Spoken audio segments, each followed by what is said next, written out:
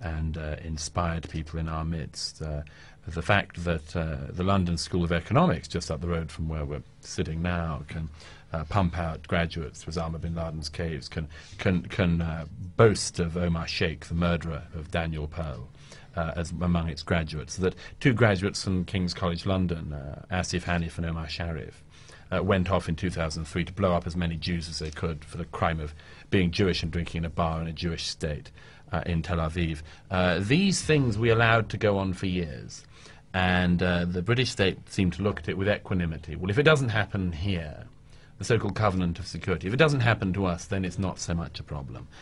This should be a source of enormous shame and a situation where you should never allow to be repeated. But is there not some sort of tension? I mean, you've talked about the mosques, for instance, that where people are promoting jihadism and stuff. But is there a tension in that this is the idea that the very idea of freedom of speech and things are the things that we're promoting and trying to protect and fighting for? Is there not some sort of to what extent can you stop people? Well, ideas in this way? The thing is this. Mosque radicalisation in this country is another element of it. It happens that mosques are not the only places. Schools, universities, and others just as guilty of pumping out these forms of hatred, partly helped by our alleged friends. I'm sorry you can't do air quotes on radio, but our friends in Saudi Arabia. I think the form is so-called. So-called friends in Saudi Arabia. Look, the freedom of speech argument on this goes, to my mind, as follows. Freedom of speech stops at the area at which people are openly inciting murder, where they actually say that people should kill you. I don't actually have a problem, or much of a problem, with the right of Islamists to say what they think. I tend to think it makes things easier if people express their opinions. At least you know where you stand. If the Islamist extremists were to sort of fall into the PC trap, we'd have a lot of a harder job. Bless them, they tend to make their thoughts felt and known. But to my mind, the deal is this. I and anyone else in this country can any day find material and read material and hear material pumped out of mosques and other institutions in this country which have been subjected to Islamic radicalization. The slow process of turning moderate or progressive Islamic generations in this country into the current generation, where people are more likely to be radical than their fathers or grandfathers were, sort of reverse relationship with the country to that which we would hope for. We can hear this any day. As a gay man, I quite often hear mosques preaching the murder of people like me. I I can read their opinions about people like me. I can read them describing our female relatives, sisters, friends, wives if you have them, or wife if you have one.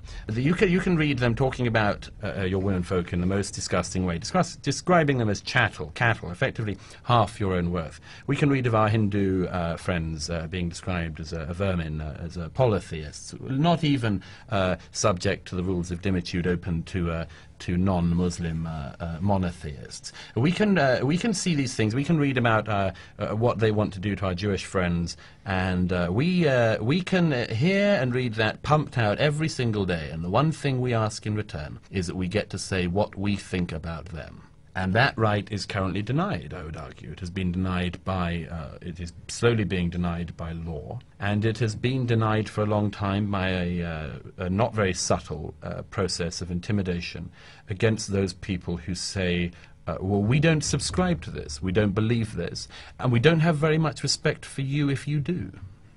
I'd like to talk a bit about what you think the prospects are for the future. We've got, interestingly, the entire period of time of from 9/11, the war on terror. We've had the Labour government, and Tony Blair has basically alienated himself from most right-thinking people by being quite on message on that. We're probably looking at a few years of Conservative government now. What do you think are the A couple of weeks ago, George Osborne, the Shadow Chancellor, was criticising the huge city bonuses that might have been proffered, and the Conservative Party are billing themselves as environmentalists, for instance. I mean, what do you think is the? I suppose we should tie in as well that America is presumably going to spend the next 4 years under Obama as well. I mean, what do you think are the prospects for the next few years? Well, to separate them out, I mean, in this country at any rate, I mean, yes, I think it's well, certainly until the last few days it looked very inevitable that we'd have a Conservative administration. I still think it is pretty much inevitable. I had the sad misfortune to have to attend a day of the Conservative Party conference the other week and came back with a blinding depression, I have to say. It seems to me that the party has prepared not for government but for a photo shoot. The asinine nature of the candidates they've selected, the simple lack of experience. I mean, we are going to see a landslide of lobby fodder. The Conservative Party, it seems to me, has a fatal combination currently of problems. They mix astounding ignorance on important subjects, including economics and militant Islam. They combine ignorance with a terrible sense of cowardice, and that combined additionally with a sense of right to the position they're about to walk into. That as if by right in a two-party system, and they're correct about this, sadly, but as if by right you will one day, if you sit around long enough and you don't say anything long enough, it'll be okay. One of my bugbears about this at the moment is that the Tory front bench have clearly, for instance, been told not to use the words Islamist and fundamentalism in the same sentence. I've done a number of panels in recent weeks with members of the Shadow Cabinet, and every time they lambast me for referring to the problem by its name. They call it criminality. I think this is ignorance and cowardice, and cowardice because I know that the reason they're doing it is in order not to get into this discussion. But if they're not going to debate this as a political party, if they're not going to raise the issue, and if we retain a Home Secretary who believes that a person who plants a car bomb outside a ladies' club night in central London and wants to blow up the people fleeing from the first blast, that isn't a terrorist or an Islamist or a jihadist, that's a criminal. You know, like somebody who steals your watch or your handbag. That's a criminal. The Conservative Party have fallen into this. They are pandering to the worst elements of democratic populism in doing so. And I don't think it'll get them anywhere. It doesn't deserve to get them into government. Certainly doesn't deserve to get them into government. I wish we had people with principles in power, but we don't. But is that not just, I mean, the criminality aspect, is that not to an extent, and this is something I want to move on to actually, are we looking at, a return to pre-Thatcherite conservatism?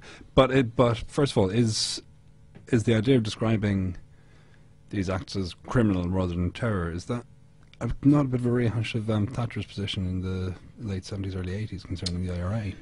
Well, the IRA precedent is important. The Conservatives are absolutely set. The thing they always say after saying these are acts of criminality is that they always say, these are the sort of people who killed my colleague Ari Neve. Mm-hmm. Most of the people saying that now were in short trousers when Ari Neve was killed, but it's a very useful piece of positioning for them. They can imply that they're a party who've really, been through it on this.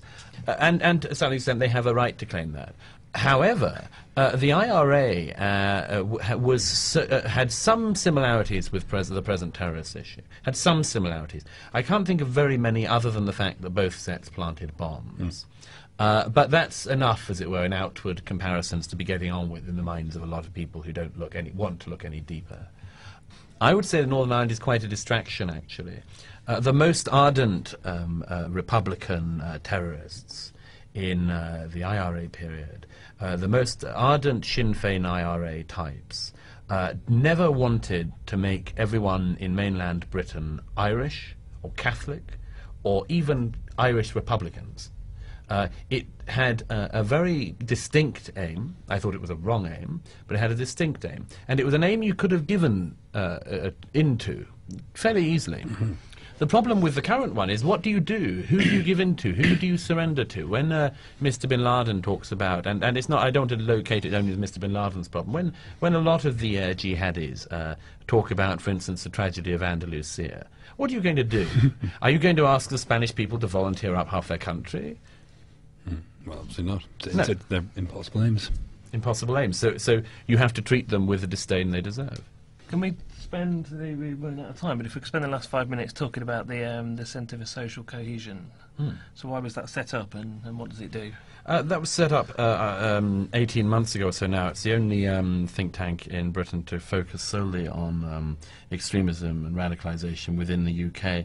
There are quite a lot of think tanks that have touched on it, but we're the only ones that do it sort of full time. So in the last year, we've focused on, for instance, radicalisation on campuses. We did a major poll with YouGov of Muslim student opinion in the UK, and indeed opinions of non-Muslim students about Islam, which is also opening up an alarming sort of gap in understanding, or exposes an alarming gap.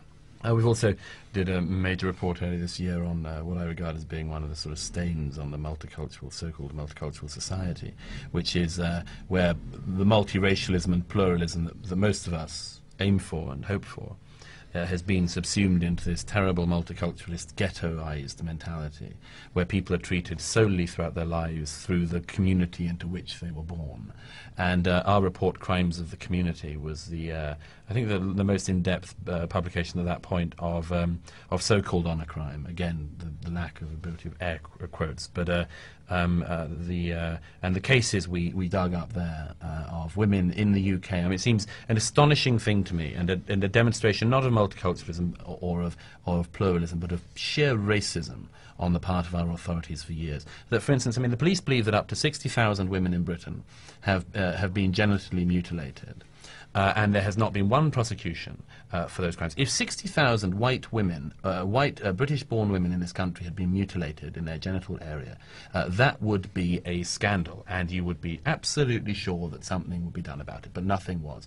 We found cases of women who'd escaped their families, who went to the police for help, and the police gave them over to the Asian officer, because only an Asian officer could understand an Asian woman, and the Asian officer took them back to the family to be beaten again. We had one case of a woman who 10 times, she was found in a gutter eventually, 10 times the police took her back to her family to be beaten because they thought this was a community issue. Luckily, I think that era of racist British policy is now over. If it's not over already, it's certainly on its last legs. Well, that's a good point to end on. So, Douglas, thanks very much for coming and speaking to us. Not at all. Great pleasure to be with you.